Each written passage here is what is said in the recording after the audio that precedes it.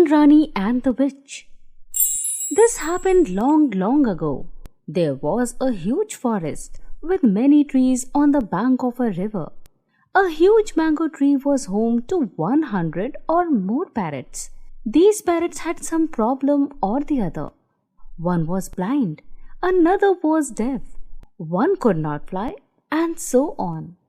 You may wonder how the poor parrots, unable to fly and unable to see, found food. Lucky for them, there was a kind-hearted girl who was fond of them. She would take them around the forest, get juicy fruits for them, and feed them lovingly. All the parrots loved this girl. They called her Rani. One day, a witch moved into the forest.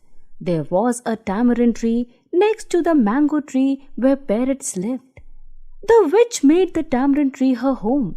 She said, "Hello," to the parrots of the mango tree. The birds refused to speak to her.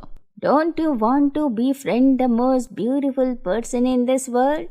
she asked. The parrots laughed. "The only beautiful person we know is Rani," they said, pointing out the girl who was coming towards them. The witch became very angry to hear this. A wise old parrot was now worried. He asked Rani to avoid the witch. "Do not take anything she might give to you," the parrot cautioned her.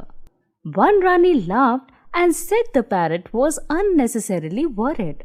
The next day, the witch met Rani and offered her a flower. "A beautiful girl like you must have this," she said. The flower was so beautiful and attractive. Rani could not say no. She thanked the witch as she took the flower. "What a fragrance," she said as she smelt it. The next moment, she fell down unconscious. Some of the parrots came flying. The witch laughed. "Your friend is dead.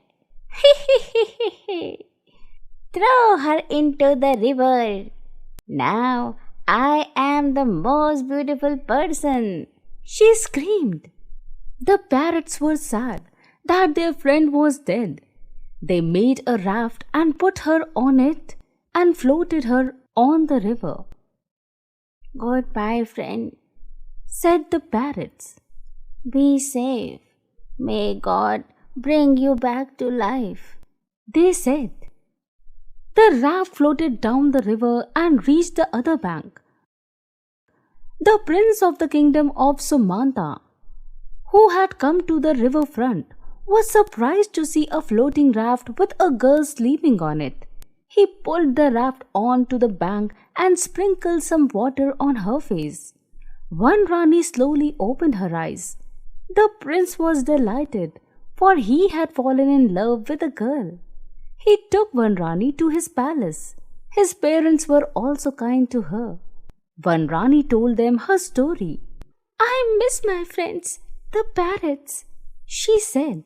The prince asked her to remain in the palace as he had to go out for a few days. The king and the queen made their guests comfortable. Days passed. The prince had still not returned. She also missed her friends, the parrots. She could not eat much. She could not sleep either. At last, she slipped into sleep. As the dawn broke, she opened her eyes. Through the open window, she could see the sky lighted up. Then she thought she heard the chirping of her friends, the parrots. She was surprised to see them flying towards her. All were fit and could fly. She thought she was dreaming. No, it was not a dream.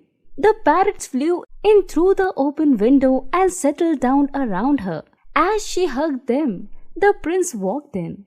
The prince had gone to the forest and encountered the witch. After a hard battle, the witch fell, badly injured by the arrow he had shot at her, said the prince. In her dying moment, she repented. Before she died, she used her spell one last time. She cured the parrots of their disabilities, said the prince. I invited the parrots to come with me and make our garden their home, said the prince. I know how much you love them. One Rani hugged the prince. The king and the queen celebrated the marriage of their son and one Rani. The parrots were happy as they now had one more friend, the prince.